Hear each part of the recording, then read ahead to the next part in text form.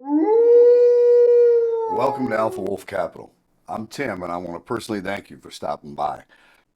This channel is designed to help small companies, both public and private, gain exposure with potential consumers, investors, even partners. Take, for example, today's guest, Chris Abbott with 1035 Capital Management. Chris is the founder of 1035 Capital Management. It is a institutional investing fund that happens to invest in small and micro cap names.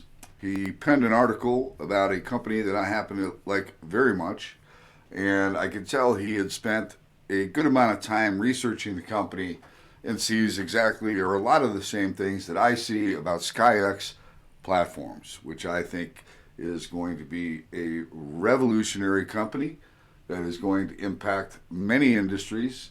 The founder and CEO is a very methodical, brilliant man that came up with a concept for a ceiling receptacle that is going to change the world.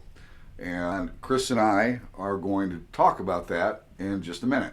This is not to be taken as investment advice. I am not a certified financial planner. This is for education and entertainment purposes only. I encourage everyone to do their own due diligence. So I want to move on to SKYX now because Yeah, for sure. I think people maybe have an understanding of where we've come from. Mhm. What is it that you see? I mean, your article was extremely comprehensive. I mean, I love the fact that you really poured some time into this. You didn't just whip this thing up, and you really spent some time. No, I did not. Yes, And I did spend a little bit of time on it. what excites me about it is, you know, I consider you this is a real Wall Street guy. This is a guy, and I've been waiting for somebody. I've always felt that somebody on Wall Street is going to get this, and I didn't know who it was going to be. But when I read your article, I knew right off the bat that yeah, you get this, and I would say I'm not on Wall Street, so not to contradict you, but I would say institutional. I'm an institutional guy that gets you're an it. institution. Yeah. To me, that's a Wall Street guy, Yeah, right? for I sure, mean, for you're sure. institutional. You're a player. But I'm humble, Tim. I'm humble. I don't want people I to. know you are. I I don't know you want people are. to take the wrong impression. I like that about you too, right? So, I mean, you and I, when our first meeting, we were supposed to have it was supposed to be a 45-minute meeting. We wound up going 2 hours and 45 minutes, right? Mhm. Very similar in the way we think about things, and I think you do definitely have some vision. But just real quickly, tell me what it was. How did you even find SKYX?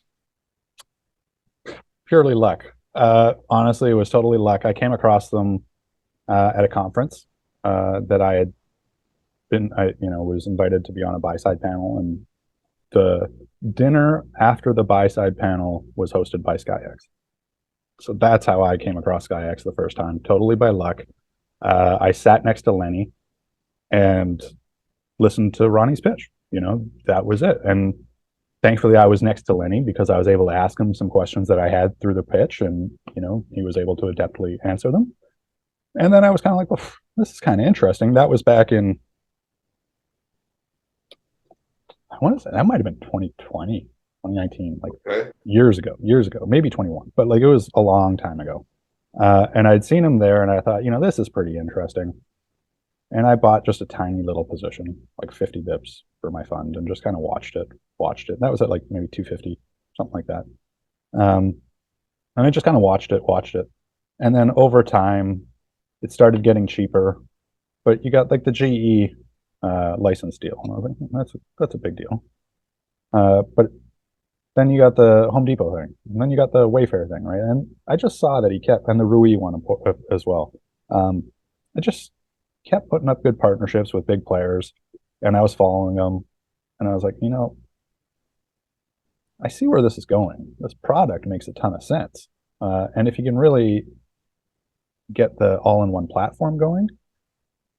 I'd had another company I owned, and I mentioned it in the article. I owned a company called Control 4, and their whole business model was integrating the various smart home devices into a controller. And I made a lot of money on it, but that being said, I constantly got complaints that this thing's too expensive and it's too hard to use. So when I saw the all-in-one platform and I'd seen the partnerships and I had that prior experience of like, oh, this is the solution. And then I really started thinking about it and I'm like, wait a second, if you start connecting in all these devices to basically a router, let's call it for ease of conversation, now you get all that data. And what does everyone do with data? They sell it. Okay.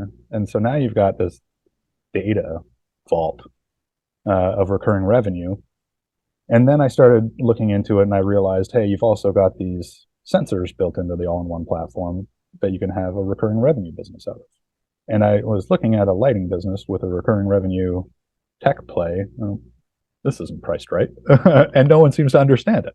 So that's how I got into it. You just nailed two things. Now, I have known no one, and I've always kind of had the data thing in the back of my head. And I'm not talking about invading anybody's personal privacy. I'm saying Mm-hmm. that with Wi-Fi, you get zip code. With Bluetooth, you get every other Bluetooth thing in the home. Mm-hmm. Right. So I know what size TV you have, what model number it is, what year it is. I know what car you drive. I know literally anything that's got Bluetooth. I know. Right. Here's one that's more uh, uncomfortable, but there's definitely people out there that are using Wi-Fi signals to map your house. Right. The So amount of data that you can get is unbelievable. it's unbelievable. So Yeah. I viewed this as one of the biggest data aggregators on the planet. Right. Mm-hmm. But I didn't want to focus solely on that. I mean, I'm looking at it from a construction background because I've put in probably, I don't know, 500 ceiling fans in my little career. You know, And in my comment, I forgot to mention that when I first met Ronnie, I was renovating like a 1900 house and old knob and tube wiring everywhere, just a real disaster. But I was changing lights all the time, and I kept shocking myself. So like that part uh, resonated with me very quickly as a guy who's installed some overhead lights and been like, this sucks. it's no joke. I mean, every Yeah. year uh, there are injuries from people falling off of ladders Oh because yeah. they're up on a ladder for 40 minutes trying to hold on to the fixture and wire it up, hardwire it to the ceiling. It's a pain in the ass, man. You need three arms, right? Yes. I've done a ton of them, and the ceiling fans are the most challenging. I mean, those are a Yes. real pain in the neck, Oh right? yeah.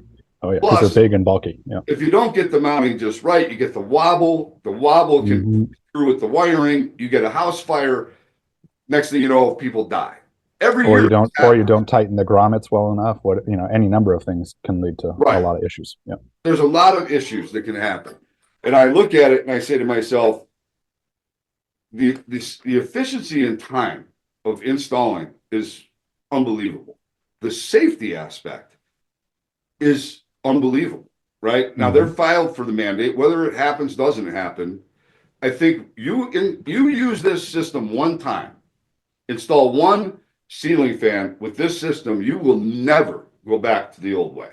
There's no way. Well, luckily enough, Tim, I think they do get the mandate. The question to me isn't whether they get it; it's if, or sorry, when. It's not if. Excuse me. And I'm the not reason, like, banking on that though, yeah, right? I mean, I if it agree. You comes, don't need to. I agree. You don't need to because they've got plenty of reasons and ways to grow the business without the mandate. But I do think you get it. I agree with you 100% only because within the NEC, was it the bylaws or whatever, it spells out the fact that if they have a process that Mm-hmm.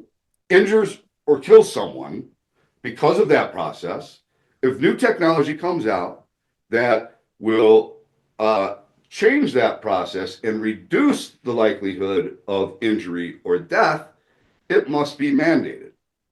It's not quite as explicit as that, but like, yes, that is the inference that you get from reading the code. Okay. Right. But just to be clear, it's not quite as explicit. I will also add to that.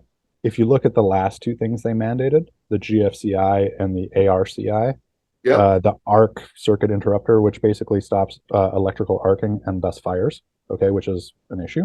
And then the GFCI, which is used in wet environments to prevent electrocution, okay, or Right. reduce the likelihood of electrocution. Um, both of those products were mandated after there was a rigorous safety study done, and that study proved a life-saving benefit. So the Skyplug, the initial innovation that SKYX has beyond the smart stuff, uh, will, no question, reduce the likelihood of electrical arcs and thus fires, as well as electrocution. It's built into the way it works.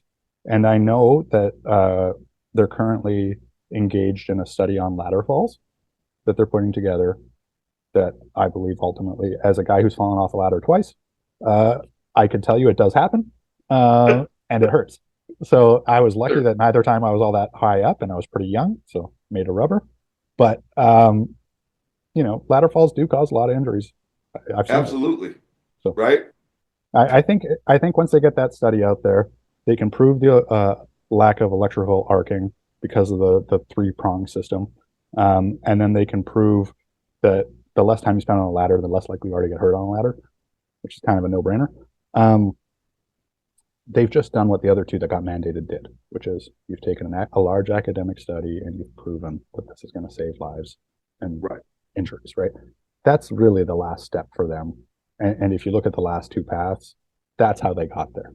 You put it all together, you get the trade name, you get sections in the code book. So SKYX already has the trade name. It's weight supported ceiling receptacle.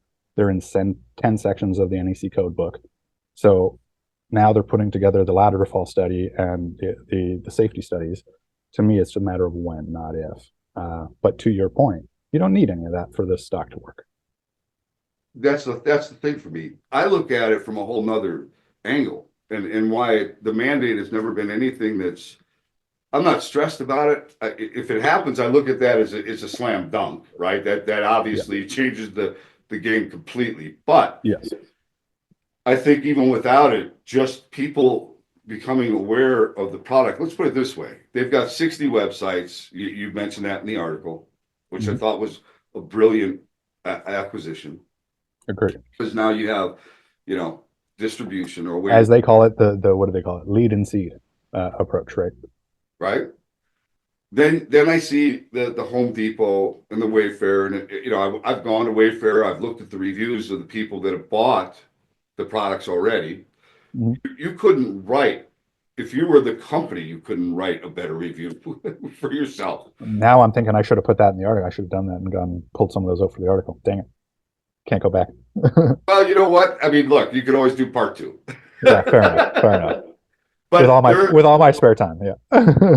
you see, a former electrician say, it literally says, this product is revolutionary, right? Mm-hmm. I'm going to put it in the rest of my house, right?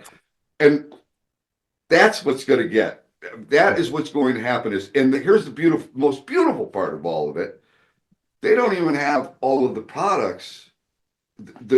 What I think will be the incredible hot sellers, like the ceiling fan that's got the ceramic heater on the The bottom of it. all-in-one fan and heater. Yeah, yeah. I think You know that's how really big of a deal that is to me? I mean, I'm in Vegas. You probably get a little colder than I do here, but yeah. It's 15 it gets degrees or something cold here here, today. right? And I've got to heat my entire house to heat my bedroom, Mm-hmm. right? If I've got a heater directly above my bed that I can reverse the blades on and push that heat down onto my bed, keeps my room nice and toasty. I don't have to run gas for the entire house, Mm-hmm. right? I don't have to heat the entire house to keep my bedroom warm. And that's really all I care about because there's nobody else here, right? So that to me, energy conservation, that's a huge one. You're lowering your carbon footprint, right? Mm-hmm.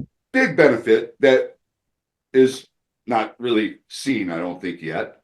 And then I say, okay, from a design aspect, interior designers, restaurants have themed nights for the holidays. Think about Valentine's Day or St. Patrick's Day. they can switch out their light fixtures in seconds, right? Mm.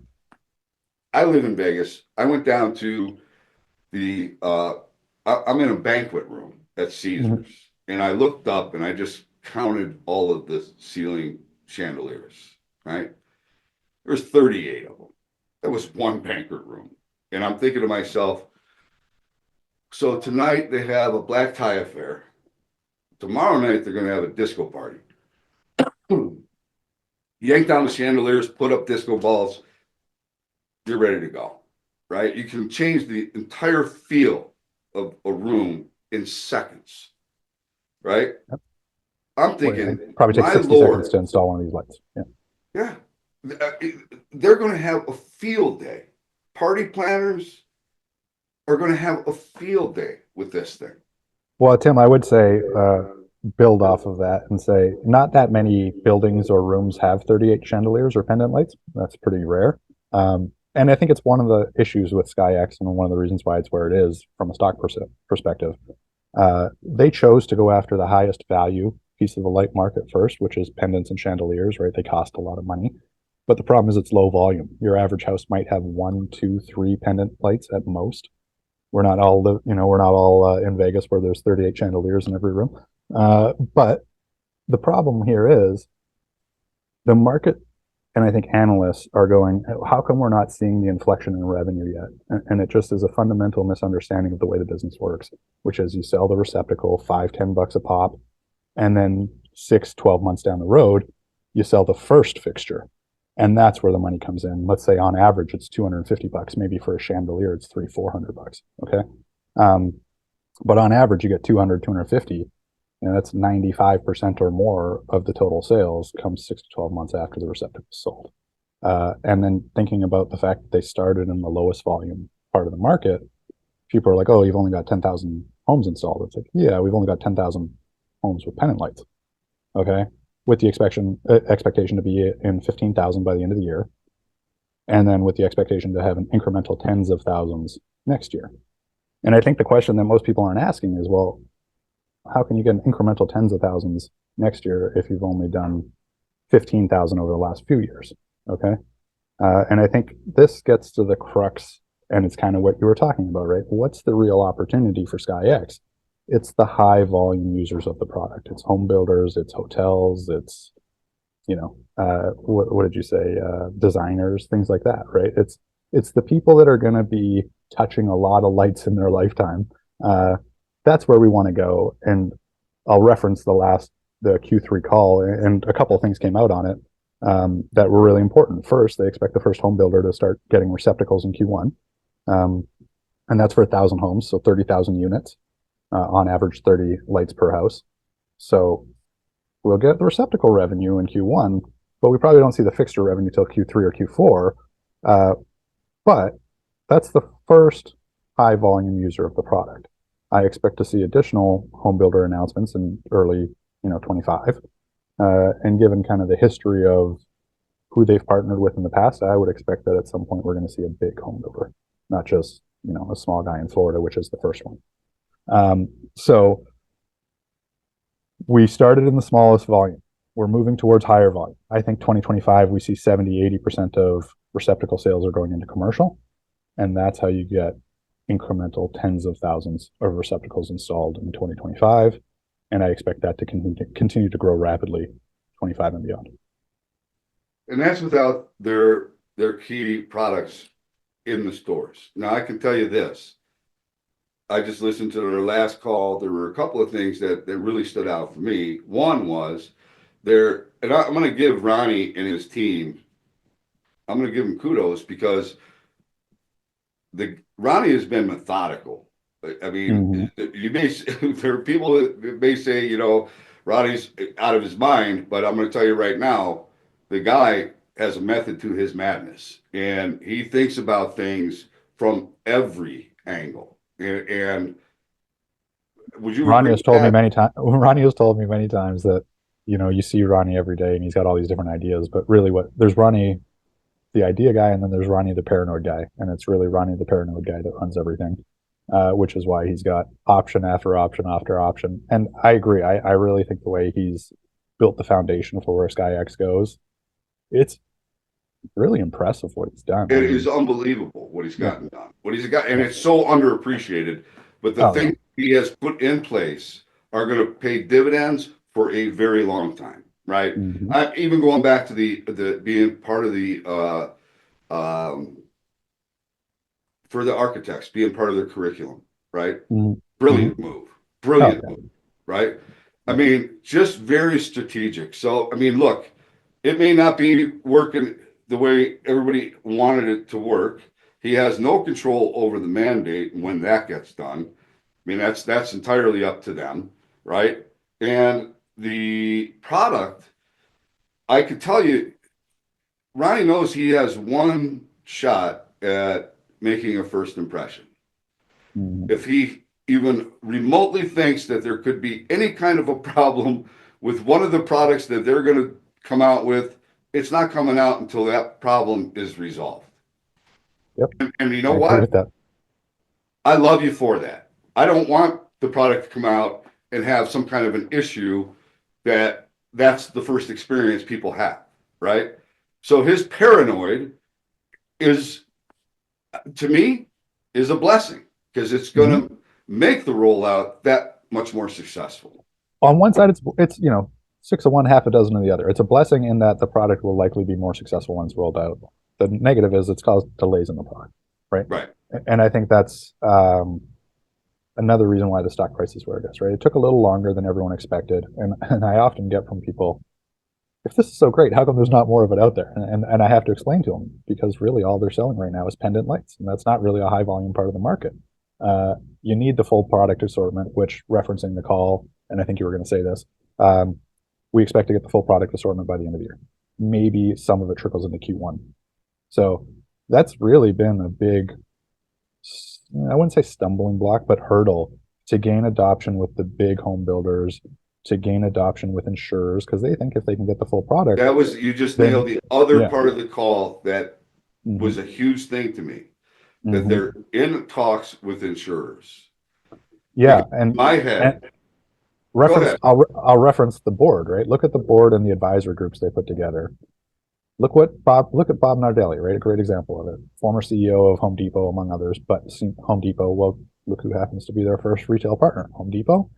To me, that's not a coincidence. Maybe I'm crazy, but look at their advisory board. Who else do you see on there? You see a gentleman that's, I forget his name off the top of my head, but quite highly placed in the insurance business. What do you think he's working on every day? Like, I don't think that's an accident. Let's say, How and of about the course, round that they just did where they raised 11 million and who was the lead investor on that? The guy that owns 16 Marriotts. yeah, and I'd also, before we move on, because we're probably not going to come back to it, I also want to mention former head of the NEC and the former head of the Electrical Lighting Association, both on the advisory board and both the ones leading the mandatory inclusion into the code book. Like Yes. the board this guy has put together and the advisory boards this guy has put together is impressive. And I mean, we're not even mentioning all the names, uh, but it's an impressive list, especially for a company this size. Yeah. And that's what I mean. This is a person who has strategically put together a team that is off the charts. I mean, he literally has looked at every angle, man. And the product and the go-to-market strategy, I think, is pretty good. The argument I hear sometimes is like, well, what's the need for the product? And what I found is like, if you're someone that's installed a light before, there's no question what the need is. Everyone I've talked to that's ever installed a light immediately sees it. Everyone I've talked to that's never installed a light doesn't get it. So it takes a little while. And they certainly have, if they haven't done a light, they haven't done a ceiling fan. And I'm going to tell you Right. right now, go to Home Depot and just look up and see how long does it take to install a ceiling fan. And it says, if you know what you're doing, it Yeah. takes roughly an hour. Yeah. If you don't know what you're doing, it could be like a 2 or 3 hour process, right? Mm-hmm. And Mm-hmm. that's absolute truth. Even when you know what you're doing, there are some ceiling fans that will take you 2 to 3 hours just because the wobble Something's going problem. on. Believe Yeah. me, I've been down that path, Yeah. and every time I just replaced the ceiling fan in my house, and I literally was smiling, I was laughing because I'm thinking to myself, my God, Ronnie is just going to be so rich because it is such a pain in the neck, and it's literally you whittle it down to you're on the ladder for maybe 5 minutes from 30 to 40 minutes because you put the In a best case scenario, 30 to 40 minutes. right 30 to 40 minutes. Yeah. But it takes literally all you have to do. You take the 3 wires, you put them in holes, you screw down the screws. You take 2 screws, you screw it up into the junction box. There's your receptacle. That's the first time. Every time after that, it's even easier. Yeah.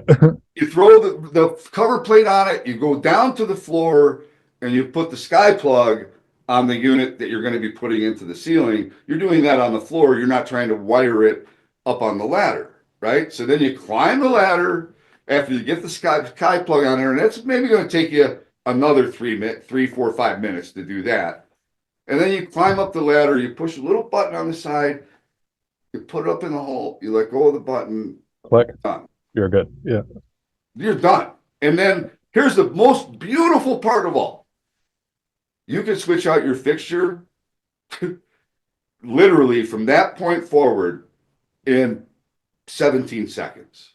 Mm-hmm. Doesn't take much. There's plenty of YouTube shorts showing people swapping out those things. 17 seconds. So here's what I'm thinking. You just said some influencers. I think when influencers understand what this thing does, they're going to go wild with it because there is nothing like it.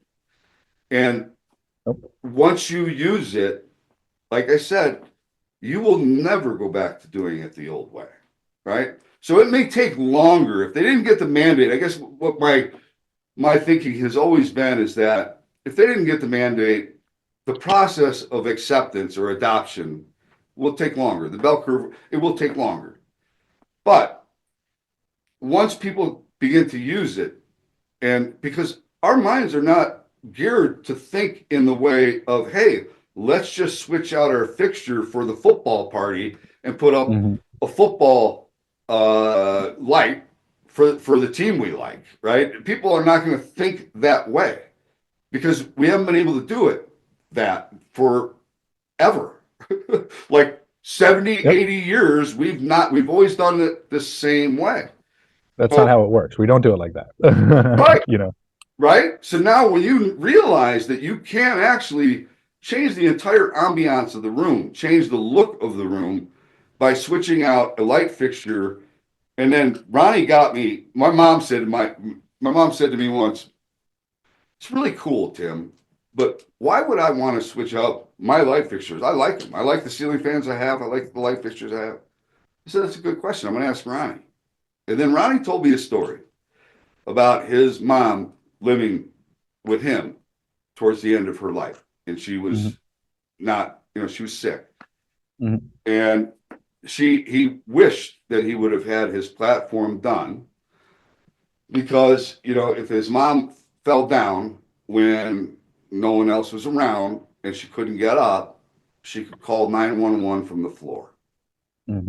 When he said that, I got goosebumps down. I literally got goosebumps down my arms. And I thought, that's exactly why my mom is going to have this in her house.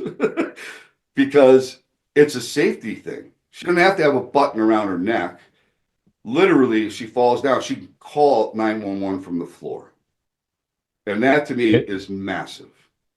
I think that's very underappreciated with how much work Ronnie has done around the safety stuff, as well as like the UL certifications, the ANSI, the NEMA. That stuff doesn't get talked about a lot, except for by Ronnie. But other than Ronnie, I don't think people really understand what that means. And the way he's explained it to me is like getting an ANSI or a NEMA like approval of what standardized parts is like getting an FDA phase 3 approval, right? It's huge. And what is it in electrical? In that category, I think something like 15 products have gotten ANSI and NEMA approval in the last, I think it's 50 years. And he's one of them. So like people don't understand how much work he has done on this code effort and ultimately what that'll lead to, which is this becoming a mandated product because of the safety. Not anything else. It's just the safety. Yeah. And then, you know what? The home builders and the hotel guys, they're all going to use it for the efficiency. That's what they want.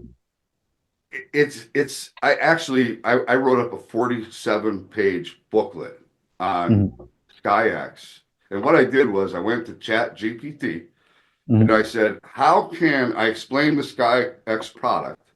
And then I said, how could SKYX benefit that specific industry? Mhm. You can take pain points for each industry and literally have a solution for that industry, right? For the Skyplug. There are so many advantages to that system that I never would have even hospitals could prevent the spread of infectious disease. Why? Well, Voice. because it's voice activated Mhm. or uh, phone activated, right? Mhm. Which means you Nothing to don't have community to touch. touch the light Yeah. switch. Yeah. Never would have thought about that. But Yeah. that was one of the things. You can go through every property maintenance. Uh, there are so many advantages, even cleaning. Now, I know you don't live in Las Vegas, but think about all those We can't all be so chandeliers lucky, Tim. We can't with all be all so those lucky. little crystals, Yeah. right? How do they clean those things? They actually have people up on ladders and on sky lifts cleaning each one of those little crystals, right? Crazy. All you got to do now is pull it down, hose it off, and pop it back up. That's just another advantage to the product. There are so Mhm. many more advantages when you really think about it. What does it enable you to do? It enables you to plug anything that needs electricity into the ceiling.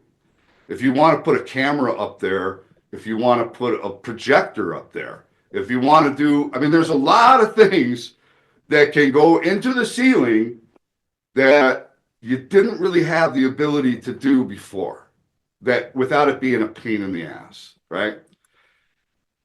Ronnie gave me the example, like, where if you were to put a light in a room, where do you want it? You want it center of the room for the ceiling. I put it in the article, but and then you start thinking about it for Wi-Fi. It's like the same thing. You want it in the center of the room and the ceiling. And then you start thinking about it for the smart home hub. Where do you want it? Center of the room and the ceiling.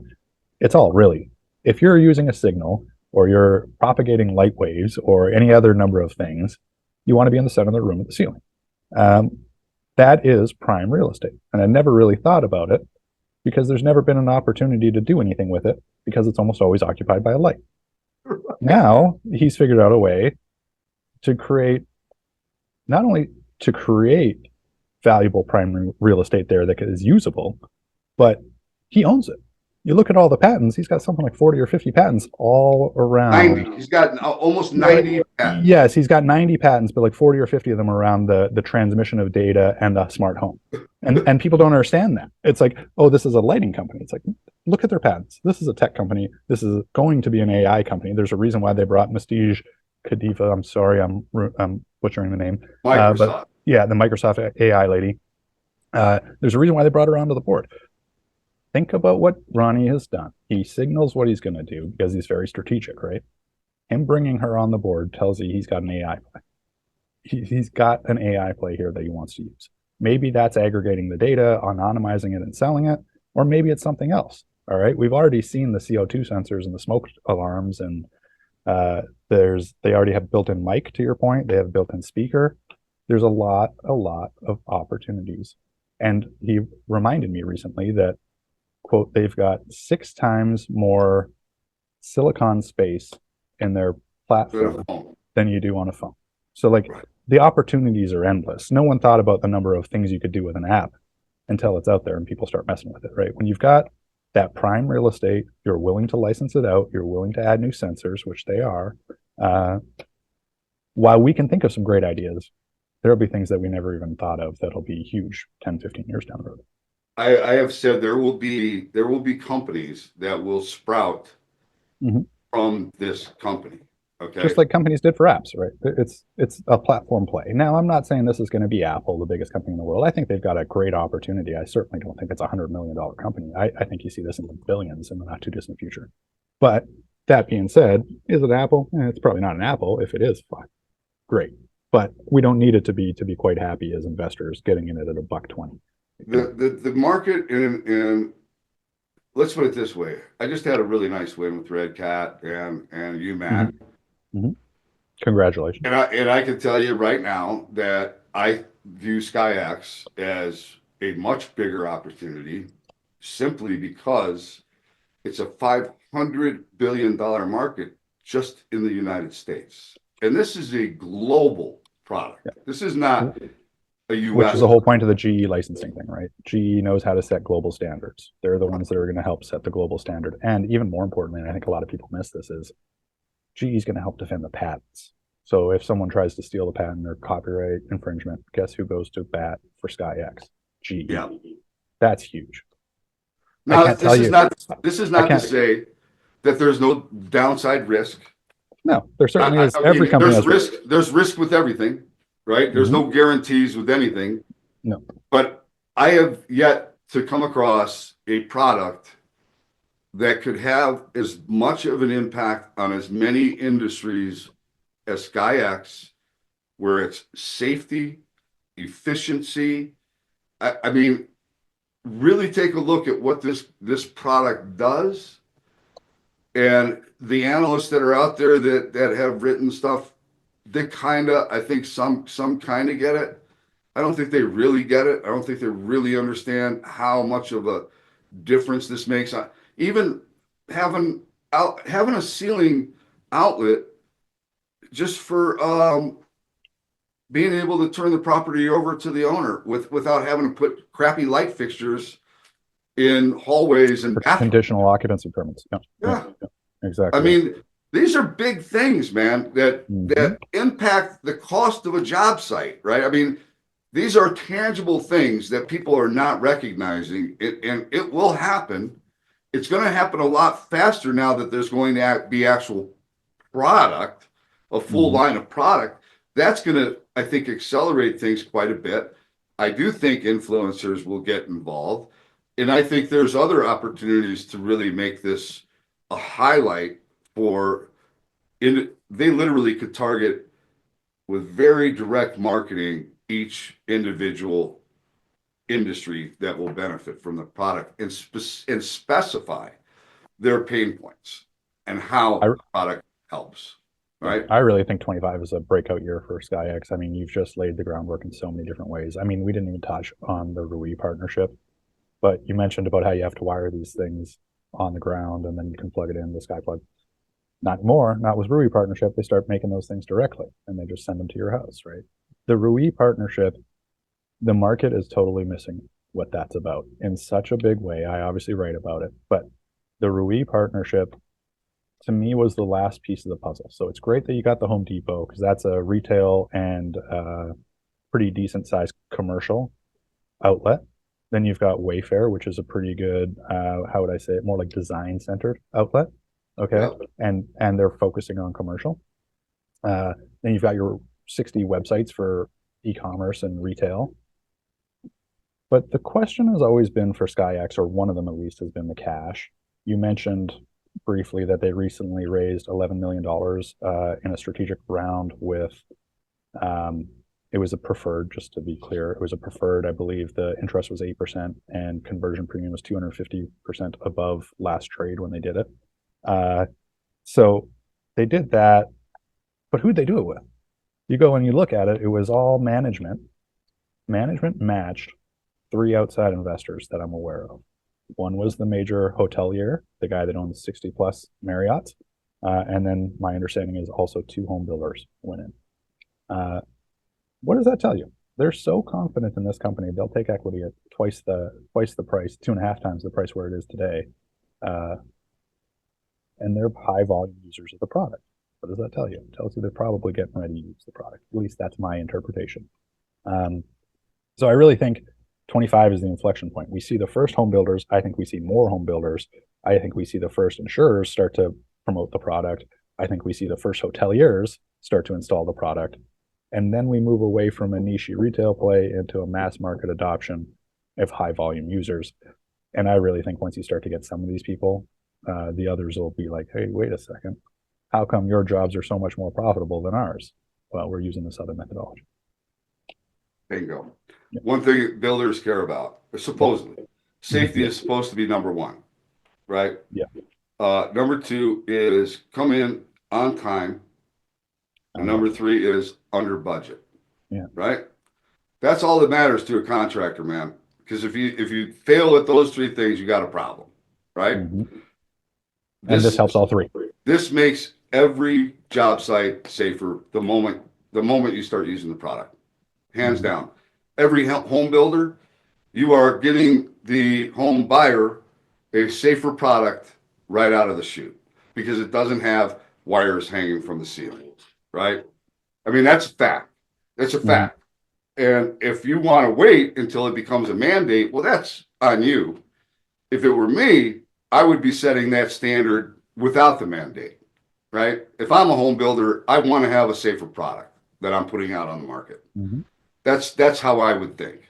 So Also think about the customization, right? Like to your point earlier, you can put in the receptacle plate, right? And you don't actually have to put all the lights in like you would have to do now to get your conditional occupancy permit. But if you're a home builder, you get your CO and then you go, rather than saying, hey, we had to put the lights in to get the CO so we could even have a conversation, you go, hey, we got the CO. What lights do you want?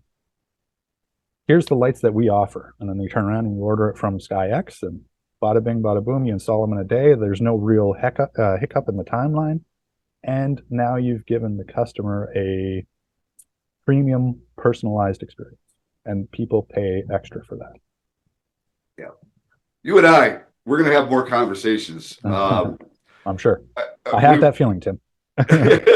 we we didn't even really highlight. I mean, you did touch on it, but I have thought to myself, SKYX, Sky Music, right? You Mm-hmm. talk about the different recurring revenue models that come. What other light manufacturer has a recurring revenue model that goes with their light fixture?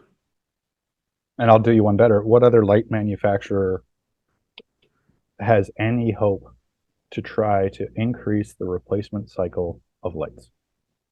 It's just Tell me. SKYX. It's just SKYX, right? And that's one of the Right. things I think the manufacturers really like is they see that if it's easier to change your light, lights will be changed faster. I actually talked, it's funny you bring that up because I talked to the vice chair of the Lighting Association, and I said, well, I had some people telling me the Lighting Association will never allow this to happen because he'll have a monopoly on the entire market. And I thought, oh, maybe they're right. Maybe they wouldn't let it happen. And then I talked to the vice chair, and he said, I don't know who the hell you're talking to because this is the most exciting thing we've ever had come to our industry because right now, the average light fixture stays in place for 10 years, no matter Mm-hmm. what the design changes are, right? I mean, everything, the design changes, the tile, the paint, the floor, everything changes except for light fixtures because nobody wants to mess with switching them out. He says, by our best guess, not only does it do that, it expands, it opens up a product, a customer to them that they never have had an opportunity to serve. And I Mm-hmm. said, who's that? He says, think about the 21-year-old to 38-year-old male that moves into an apartment. You think he's ever going to change out the light fixture or the ceiling? Yeah. Unless he's an electrician, it's not going to happen. Yeah. But if you have a outlet up there and he's a Trojan football fan, and he knows he can go down and buy a Trojan football light and just plug it in. Mm-hmm. That is a customer they've never had access to ever. I Now would it's challenge. I know you're not married, Tim, but I am, and I would challenge your listeners. Go ask your wives or your girlfriends if they had the opportunity to change a light in 60 seconds without tools, would that light get changed more frequently? I bet you're going to find out that answer is yes. all right, Chris. Look, man, I really enjoyed this. I think people are going to get a lot out of this. But this is just our first hurrah. We're going to do this again for sure. Sounds good, Tim. I look forward to it. And again, I appreciate inviting me on and the How can access to people your get in audience. touch with you if they would like to get learn more about what you do? Yeah, so you can see the article. I put the SkyX one out for free. Typically, I have them behind paywall, but you can. I wanted to kind of highlight the type of work I do, and SkyX is a good one to do that on. So that's on Unloved and Underfollowed on Substack. That's my Substack. I also have another one that's more like small cap data oriented called the Small Cap Report. So you can find either of those on Substack. Also have a Twitter X handle, I guess X these days. The handle is 1035_capital. And then I've got my website, which is 1035capital.com. There's a contact form on there if you feel like you really want to reach out to me, you can. So those are the places probably best to reach out. Perfect. Awesome. All right, Chris. Right. Thank you for coming in and doing this, man. And we'll talk again soon. Appreciate it. Look forward to next time. All right. Hold on one second. I'm going to shut this off.